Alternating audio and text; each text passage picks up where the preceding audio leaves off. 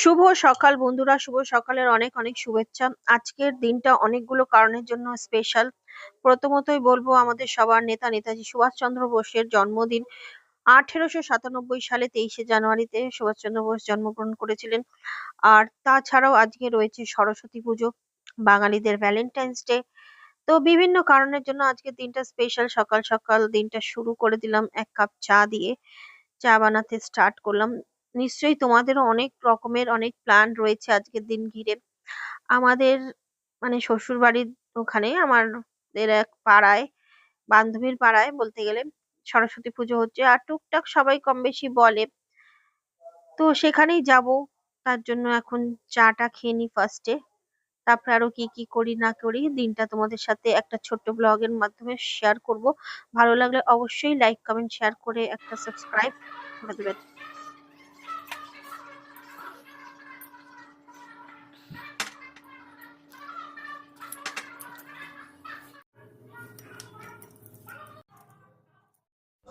এই এই মুহূর্তে যে তোমরা পিছনে মানে ব্যাকগ্রাউন্ডে যেই শব্দগুলো শুনতে পাচ্ছ, এটা হচ্ছে মাইকের আওয়াজ।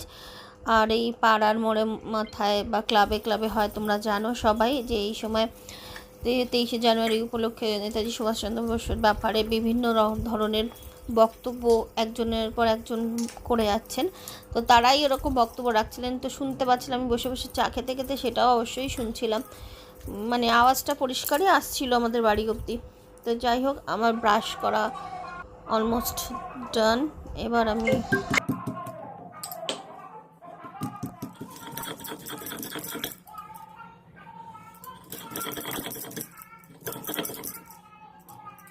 ছোটোবেলায় বলতে গেলে মায়ের ভাবে হলুদ আর নিম পাতা বেটে আমাকে স্নান করাতো সরস্বতী পুজোর দিন। আর আজ বহু বছর পর, মানে বিয়েরও অনেক বছর পর বলতে গেলে, বিয়ের পর ফার্স্ট টাইম আমি এরমভাবে হলুদ বেটে স্পেশালি সরস্বতী পুজোর দিন স্নান করলাম। মিষ্টু এই বসে রয়েছে, ওর খাওয়াই শেষ করলাম, জল খাচ্ছে। তখন আবার অনেক দিন পরে, মানে অনেক বছর পরে মায়ের একটা শাড়ি সরস্বতী পুজোতে পরছি। অনেক বছর হয়ে গেছে যে মায়ের শাড়ি আর পরা হয় না, যদিও মায়ের শাড়িটা পরেনি একবারও। আর এটা তো ছাপা। তারপর রেডি হয়ে এক দিদির বাড়িতে গেলাম, দিদির বাড়িতে গিয়ে প্রসাদ খেলাম। আর তারপর গেলাম একটু ঘুরু ঘুরু করতে। তার আগে তোমরা এটা বলো আমাকে এই শাড়িটা পরে কেমন লাগছে। আমাকে যদিও বা অনেকে বলেছে খুব সুন্দর লাগছে কালারটা। আজকে এসছি আমি রনির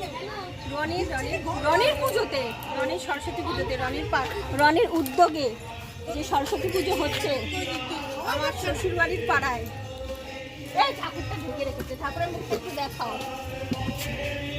আরো যে যা খালি বলি যা। আচ্ছা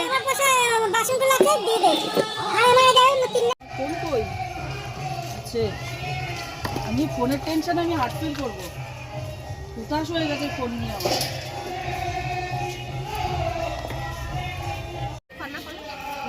শনিবার আছে, দাও কলাটা দাও, মেখে দি ডল পিছিয়ে দেবা।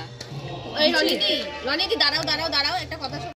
এবং সব শেষে আমি বাড়িতে চলে আসি, মানে আমাদের ফ্ল্যাটে। আর ফ্ল্যাটের নিচেই যে দাদা বৌদি আছে তাদের ঘরে হয়েছিল সরস্বতী পুজো, আর সেখান থেকে আমি পেয়ে যাই প্রসাদ। সেই প্রসাদ তারপরে খেয়ে দিয়ে আমার দিনটা শেষ করি। তো কেমন লাগলো তোমাদের ভিডিওটা অবশ্যই জানিও। আর thank you so much for watching this video. বলেন কি?